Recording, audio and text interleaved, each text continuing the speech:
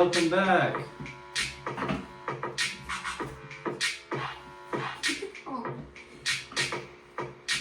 My name's Ruth.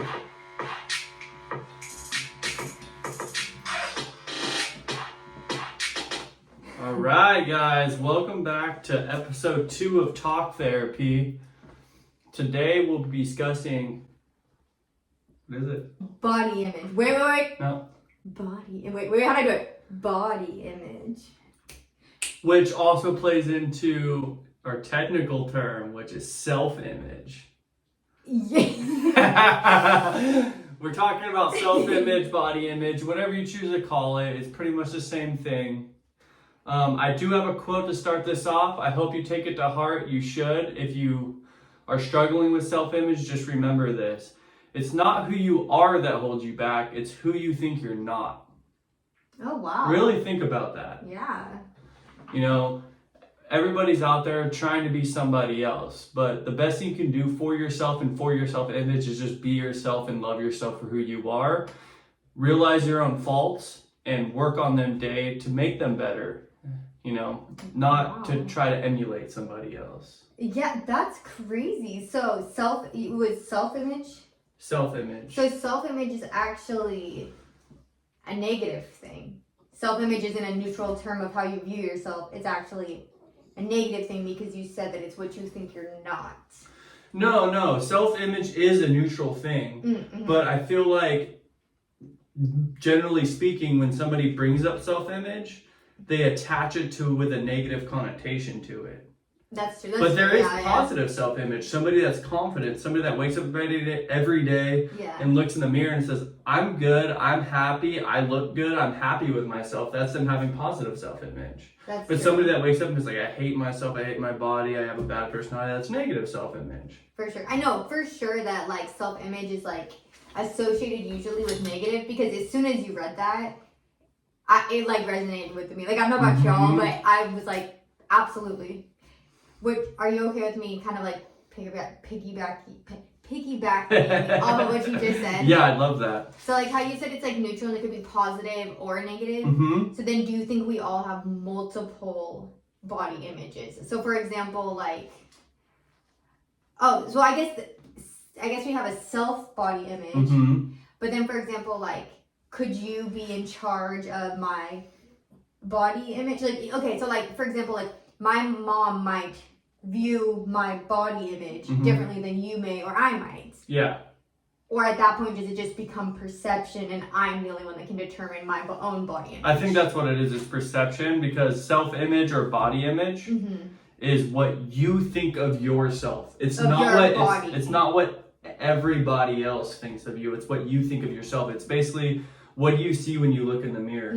Whether it be, this is a good way to segue into, I actually want to give the actual dictionary definition of self-image so you could get a better follow along if you don't know it. It's basically the idea one has of one's abilities, appearance, and personality. So it's internal and external. Remember that. A lot of people think self-image is just external. Oh, wow. But it's internal and external. When you look at yourself in your eyes, in your soul, do you like what you see? Because that's internal. Like say like your morals and your actions, like, do you like the person that you are, like, Correct. as a whole? That also plays into self-image. So body image, I would say, is like a sub of self-image, because that's only one part of it. Got it. Because it's also how confident in your abilities. Do you work hard every day? I think that's one of the best things you can do to build self-image is work hard every day to better your skills or better your life.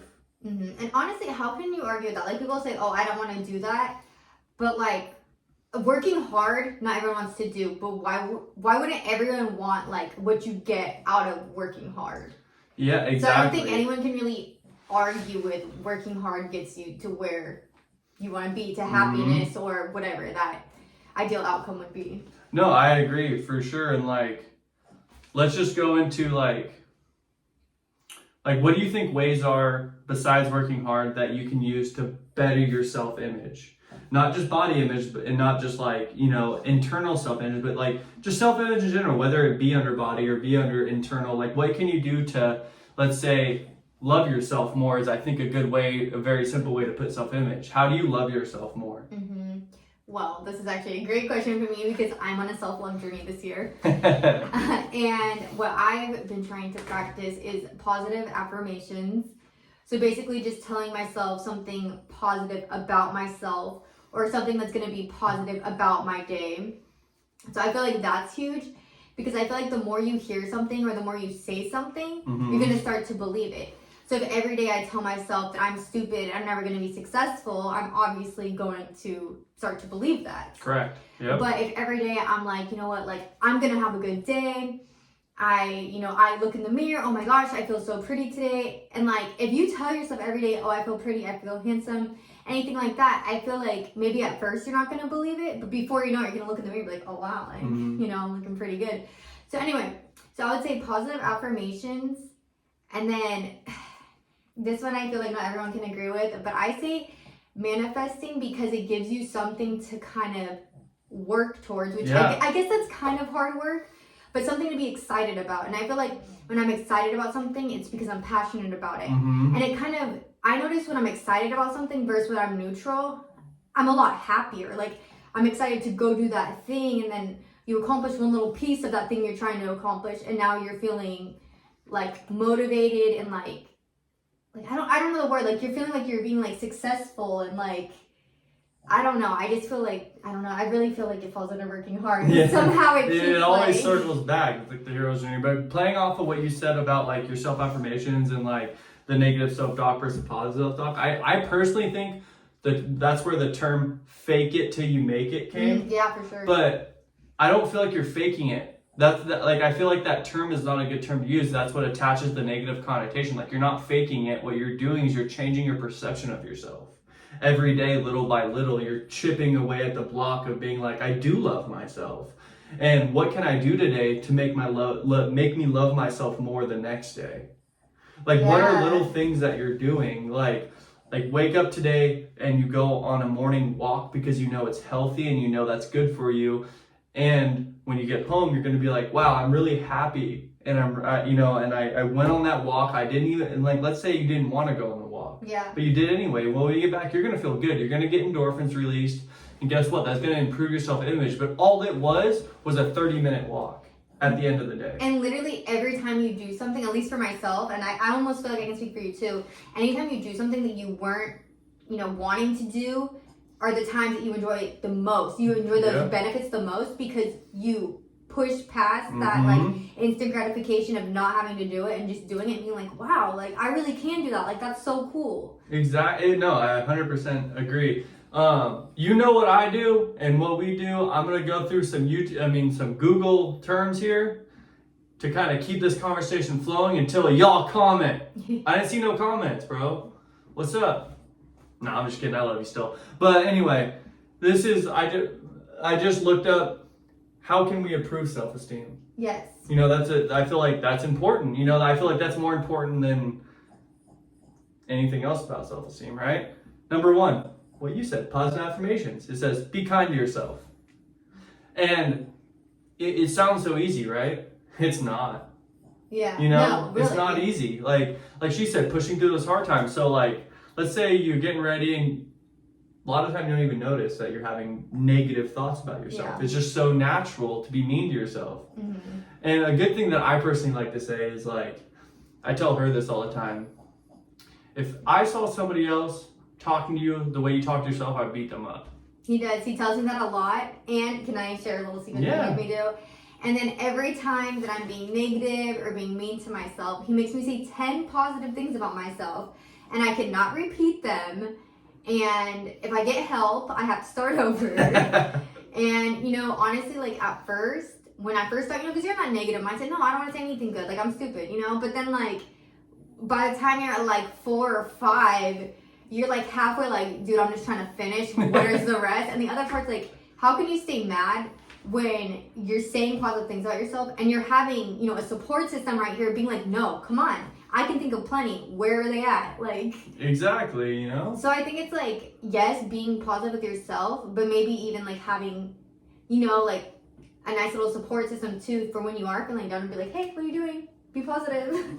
Exactly, because we don't play that here. No. We don't play that negative self-talk around here. No, we don't do that here. That does not get you anywhere in life. that holds you back. No, absolutely. You know, and what creates that negative talk? What I can tell you what I think is a big reason of the creation of it is because of social media. Yeah, I was gonna say society for sure. I think we're born neutral. I don't think we're born to hate ourselves or think negative things about ourselves. I do think it plays off society for sure. And I also think it's the way you grow up. Let's say you have parents that don't treat you too well. Well, that's gonna naturally create a negative self-image of yourself, you know? But I think as you get older, even in adulthood, you're looking on Instagram, seeing like, let's say I see a guy that looks better than me, or you see a girl that and this is perception, see? Yeah. She sees a girl that she perceives that looks better than her. She perceives her as better. Well, now you might look in the mirror and be like, well, I don't look as good as her. So then, I don't know if this is relevant. Sorry, keep going. No, I want to hear it. I was just going to say, so body shaming, I think kind of falls into like, you know, self-image and body image. And so like with body shaming, this could be a separate video. I don't know, or maybe this plays into this. But do you think body shaming is done by like everyone? Like society can body shame you, but I can also body shame myself. Like you can get body shamed by society, like, oh, you're too skinny. And that's like, okay.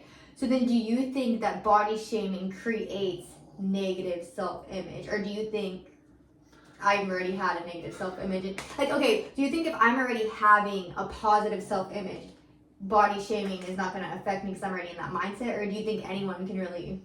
So I think that breaks down, and this is also going to break down to a different topic, which is confidence. Yeah. I feel like the more confident somebody is, the less likely they're going to let any source of outside bother their body image because their confidence is up. But I feel like it's a rolling snowball. Let's say you don't have high confidence and it's easy to penetrate. Well, then it's just that much easier to get that snowball rolling down, down, down, and then it just gets worse and worse and worse, and then you dig yourself your own grave. So it can play a role in it, but depending on how much you've worked on yourself before those outside factors come is how much it's really going to affect you. Exactly. And I think it has a lot to do with how you were raised. Yeah.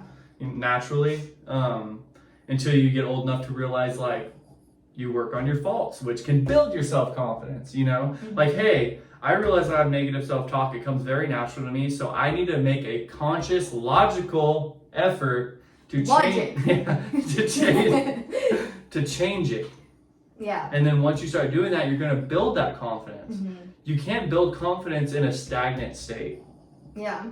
You have to build confidence in a moving state. You have to always be doing something that's challenging, and like you said, and you actually get through it. The more you start a challenge on yourself and then you don't follow through, the less your confidence becomes as well. Yeah.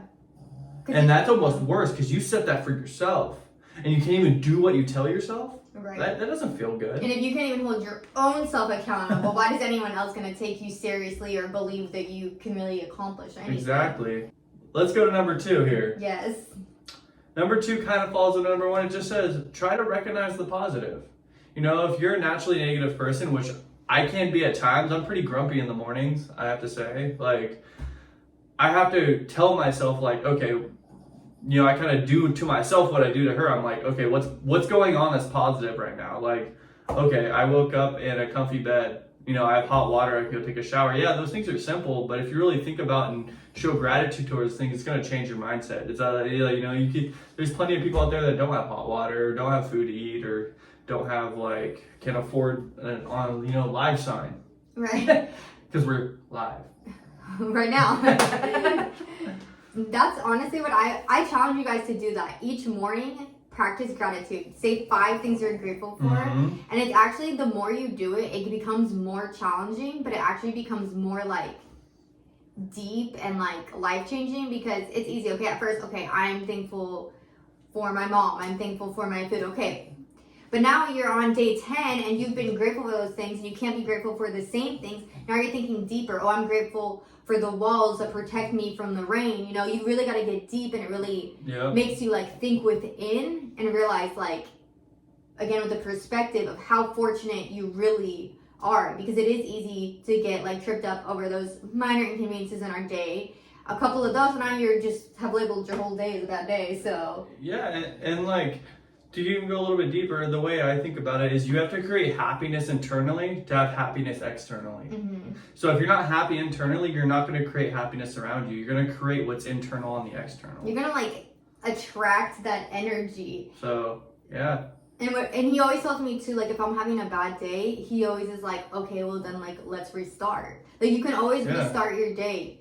And that's just like really just like restarting your mindset. Like, okay, that sucked. Let's restart. Okay, reboot. Like exactly. Like you can always stop yourself in a negative state, but that's hard because when you're in that state, you want to stay there for some reason. Yeah. I don't know exactly why that is. I mean, I'm no psychologist. Yeah. But I know when I'm pissed off, I don't want to feel better. I feel like it's comfortable in that moment. Yeah, it's like protecting, it's comforting, but you have to be kind of vulnerable, I guess, in a way to be like, okay, I'm going to stop. Yeah, I don't need to be there. But like actually stop. Don't fake it. Yeah. Like I'm so mad, but I'm just not going to talk. Because then you build resentment and then it's just, people still feel like, even though you're pretending like you're not, like, that's why you can't actually fake it.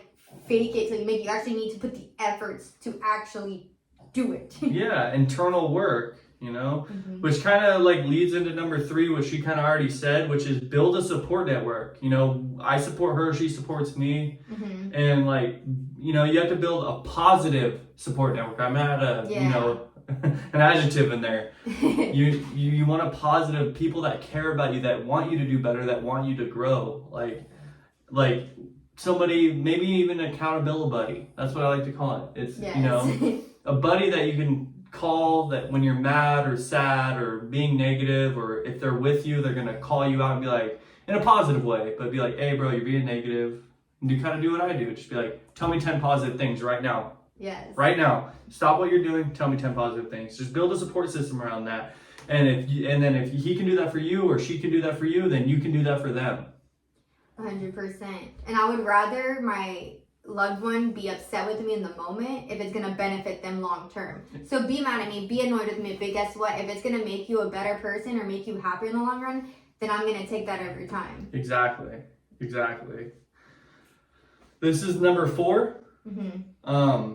It just says try talking therapy. Sometimes when you're negative, you need more. You need talk therapy. Try us, bro. You know what I mean, bro? But in reality, like, sometimes talking therapy can work depending on your situation. I mean, sometimes it's deeper than just like on a talking level. Some, you know, therapists and psychologists are trained to maybe attack your inner demons in a very specific way that can help you heal or realize a different perspective. I personally think that's what healing is realizing a different perspective on a situation you can't get out of. So like if you're feeling vulnerable or hurt by, let's say, a certain situation, we'll try to flip the perspective on how you view that situation, and that's what helps you heal, is you're not a victim of that circumstance anymore. For sure. Which all it is a change in perspective. I feel like that's what everything is perception, perspective, like exactly. It's how you view a situation. Exactly. I was gonna, I'm sorry. No, you're good. I was gonna say, building off of that is like, yes, like talk therapy and stuff. With my issues that I struggle with, like anxiety and depression and PTSD. All right, anyways. So for me specifically with my PTSD, that's more trauma based.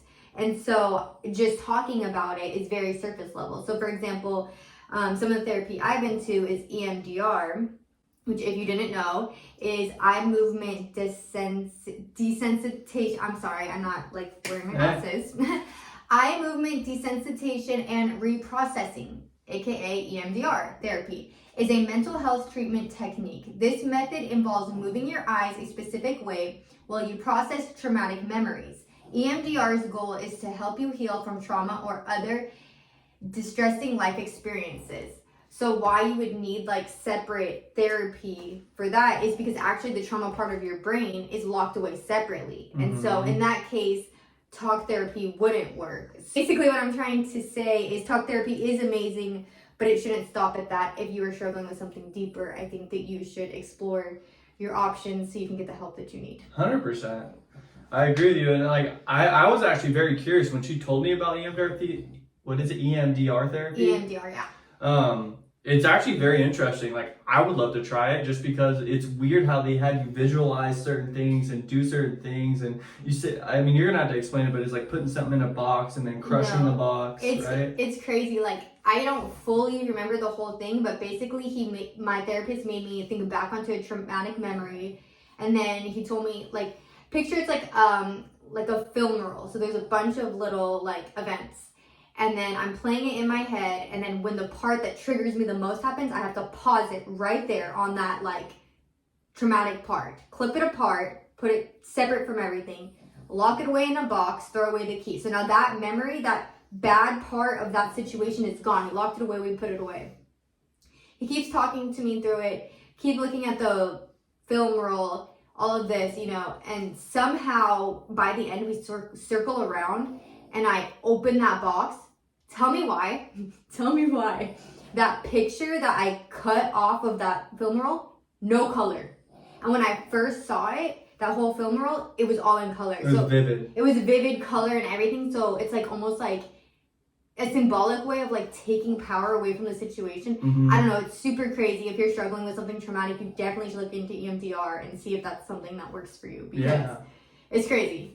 No, it's super interesting. Mm-hmm. I mean, I definitely want to look into that more, just because, like, not even, like, I mean, maybe I'll do it if I can afford it one day or something like that, but, like, just reading about it, I love it, you know. Let's go. Hold on, I was so passionate about that, I really said. Like, and then after, I was like, was that, like, my mic drop? Like, why did I close it? Like, okay, sorry, keep going. No, all right, so we're going to go to number 5 on how to improve your self-esteem, which is also what we've already said. See, these are just off top, you know. It says, set yourself a challenge. But it doesn't stop there. See, they don't go into detail on Google here. So you need to set yourself a challenge that is actually challenging. Mm-hmm. But maybe at the beginning, not so challenging. Not, you have to make it achievable. So then otherwise you're gonna get discouraged. Yeah. And then make sure you achieve it. And going through that like hero's journey is like, once you get over that hump and you achieve whatever you try to achieve, whether you lose 5 pounds, gain 10 pounds, lift 10 pounds heavier in the gym, learn how to handle your anger better, anything of that nature, you're gonna feel better about yourself, especially when you see yourself consistently performing in that manner. Like, let's say the first time you're like, ooh, I want to get mad at that, ooh, and you need to even take a second, and then the next time maybe it gets a little easier. Next time it gets a little bit easier. Pretty soon you're like, I don't even know why that made me mad. Right. I mean, like, and you're gonna they come in those realizations you have, or those epiphanies you have, come in really random times. They only come when you've already completed whatever task it is. So you're not gonna feel like you complete it even when you've completed it, and then you're gonna have an epiphany and be like, whoa, I don't even do that anymore. Whoa, I'm lighter. Like, it almost feels like it's magic. It almost feels like it just happened. But in reality, it's all your hard work. Exactly, and that's just like when you're working out, you can't look for results. Because let me tell you, when I go to the gym and every time I look in the mirror, I look the same. The minute you just stop caring and you just go for the pure benefit of just going or being healthy, months go by, you look in the mirror and you're like, whoa, like, when did this happen? When did I get this little booty? Like, like, it's just like crazy. So I say just work hard. Last time it was logic. This time it's work hard. Yeah, exactly. I actually want to look up the hero's journey for them really quick too, so they can understand what it is. Do you know what the hero's journey is, Boo? No, I was hoping you would elaborate. I got you. I don't want to misspeak, but our high school teacher is the one that showed me what it was. So there's 12 stages. Let's click on this picture real quick. We'll put this picture right here. Oh, that's interesting. So a Hollywood executive is actually the one that created it, Christopher Vogler. That's interesting. Mr. Vogler. Let's see here. This is long, dude. Sorry, guys. Should have been more prepared. Well, then, while you're looking, can I talk to them about something? Yeah, please do. So, not to open up a whole new topic, but I was thinking something that really plays huge into self-image and body image. I guess this would be more so body image, is body dysmorphia.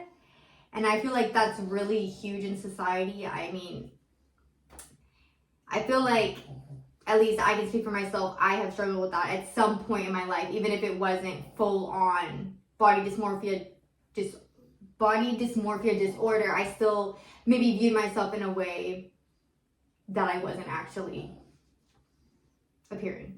Okay, anyways, so if you are not familiar with body dysmorphia, it is a mental health condition where a person spends a lot of time worrying about flaws in their appearance. These flaws are often unnoticeable to others. People of any age can have BDD, body dysmorphia disorder. It's most common in teenagers and young adults. Now, what I think that is as much as they're saying it's like not as noticeable to others, I think that those few people that made it seem so noticeable create that body dysmorphia. Mm-hmm. And then for all of the actual like kind people in the world, they would never, pick apart your body because that's the most awful thing to do, to make fun of someone for something they can't change. But I don't know. I mean, I'm sure that, I don't know, I really feel like that's like really society based. It is. It's like what's that class? Sociology.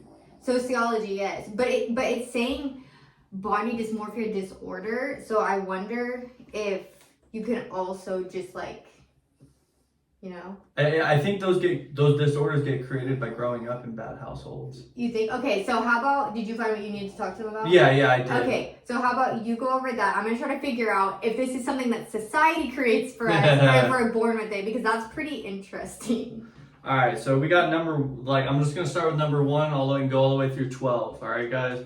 So number 1 is like ordinary world. This is where the hero is living an obvious life, not realizing his true destiny, his true potential. It's like the everyday average Joe that has more to offer. And number 2 is like the call to adventure. They see something. They're like, let's say I'm going through life, I'm working at 9 to 5, and I'm like, wow, I get a call to adventure of trying to do YouTube or doing YouTube, being like, wow, you could really create a good life doing that. I like the lifestyle. I like that. It's calling me. I feel whatever it may be. Or like, let's say you're a mechanic and you're just like, wow, I like the part where I weld things. And welding is just calling your name. Something of that nature. Like you feel it. It's calling you, but you might be too scared to go after it. Well, that's the thing you got to do. Oh, wow. And then number 3 is refusal of the call. Every hero has fears and doubts holding them back, at least for a while. And this is where you have to break through those refusals because you want it. It's calling you. Number 4 is meeting with the mentor. This is the part where a hero meets a mentor. You find somebody. It doesn't just happen. You go out and search and you find somebody that's already doing what you want to do, and you emulate them or you seek their advice. Mm-hmm. Number 5 would be crossing the threshold. This is the stage where like Jack climbs the beanstalk. He takes the action, which appears to his mother, throws his magical beans away thinking that Jack is like crazy, This is where you start your journey. You're actually working towards it. Wait, that's interesting. So she thought he was being crazy. But 9 times out of 10, the most successful people that like answer that call and go and follow this journey, people are hating and thinking you're crazy, but then those people become successful. Yeah. It's kind of like diamonds are only created under pressure, you know what I'm saying? Mm-hmm. Like, and then 6 is where the tests, the allies and the enemies start coming in. You get tested.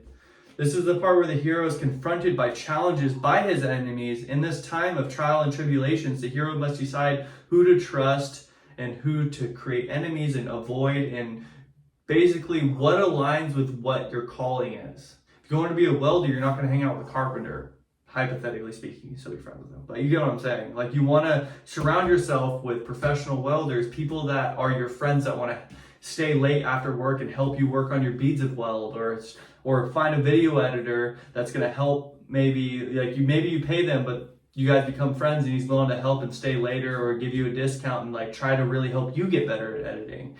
Genuine people that are willing and trying to help you to get to your destination, whatever that may be. Mm-hmm. 7 is called approach to the inmost cave. This represents a danger confrontation with a foe or an actual place where the hero must enter and face true challenge. So you haven't even got to the hardest part of like the heart of what the hard part's gonna be. And this is the call for the final battle. When entering the cave, the hero must once again face his fears and doubts, making the audience realize that the hero's plight in the... This is like Jack's face off with the giant. You know, like you're going in the battle. This is like the end level before you beat the game. And it's going to be the hardest challenge you've ever done in your life. Mm-hmm. And then number 8 would be the ordeal.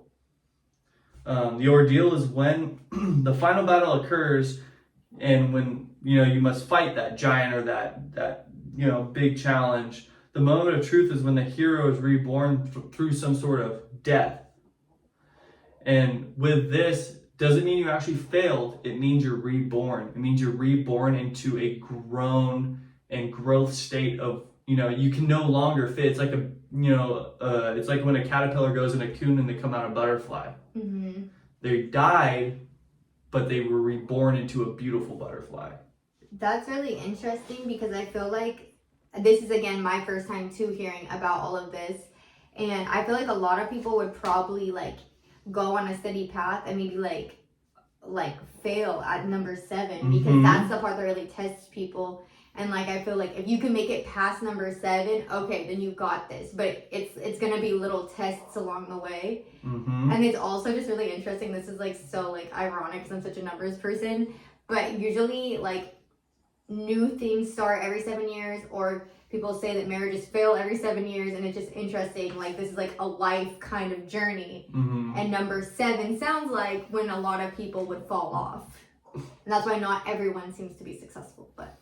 Just saying, we're on our 7th year to being together, guys. Yes. I don't know what's that gonna mean. Stop. No. No. Okay. We celebrated 7 years in December. It is almost February. I think if it would have ended before December. You don't know that. Oh, okay. So should I be nervous for the next 11 months of the year? I don't know. Maybe. I guess we'll find out. Nah, I'm just kidding, guys. But anyway, number 9. This is the reward phase. This is when the hero achieves some success. You've grown. And it's time to go return home. Kind of recenter. What's so funny, bro? I was trying to hold it together, but you were swallowing so loud. My bad, bro. All right, number 10. Don't mind her. Number 10. Don't mind me. You're the one that was swallowing. It's the road back. So going home symbolized, the hero's return with the reward. You've gotten it. You want to go home and show people. You want to kind of not gloat, but say, hey, I did this. Number 11 is the resurrection. So this is where the hero is reborn in its truest self, and the hero must face a major threat, which is also a face-off with death itself. This is like an old saying, so that's like a metaphrase, or a phrase, not a metaphrase. I don't know why I said that. And number 12, the last step, is you get to restart all over again. So it's just a big circle, and you follow the hero's journey, and you go through all these hard times. You get a little success. You hear fear. You feel fear and doubt. You keep going. Oh wow! This is the biggest fear and doubt I've ever felt. You overcame that. You're reborn. You've grown, whether it be mental, physical, and then boom, it restarts. You get a new challenge, and you just keep cycling that, and before you know it, you just love yourself so much because you've done so many challenges and faced off and had the confidence to face your fears. I think that's also what builds self-confidence, is like having enough balls to face your fears, if I want to put it like frank. Yeah, I mean, honestly, that's so my little brother recently graduated boot camp for the Marines. Yeah. Don't think that's exactly what they say. But they say "Oomra." But anyways, so it's just so crazy because he was gone for 8 weeks. Was it 8 weeks? I think it was longer, wasn't it? It was like 13 weeks. It was like a little under 3 months. So I think it was 8 weeks. I'll check. But anyway, so just in that short amount of time, I didn't see him for a couple months. He was a brand new person.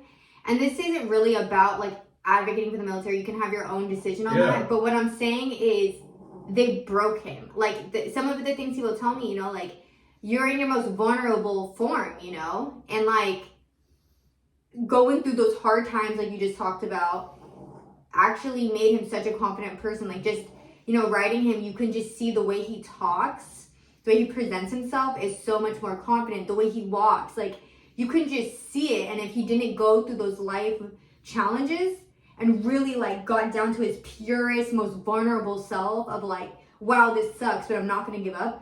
I don't know if he would have ever gotten to that point in his life. And I just think it's, like, really amazing that he gets to experience that, because unfortunately a lot of people will live their entire life and never experience pure confidence or really ever truly see their value. And so I don't know, I just thought it was relevant because you said basically like getting broken down, like that's literally what happened to him. Yeah, he went through the hero's journey through boot camp. That's what kind of boot camp does.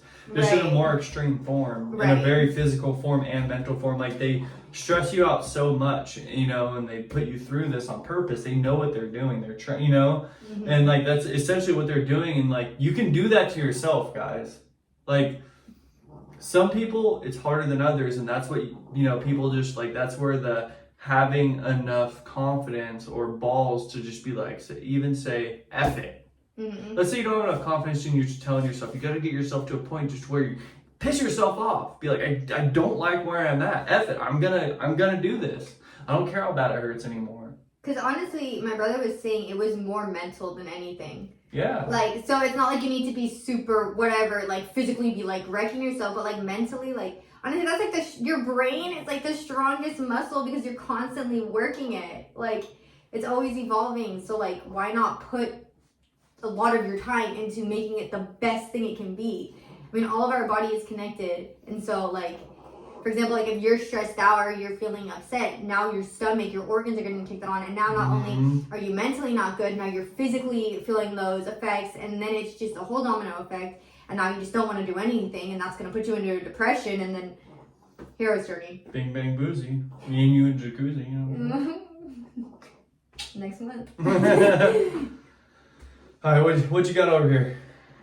Oh, yes, back to body dysmorphia. So I asked if you could be born with body dysmorphia, and it says genetics.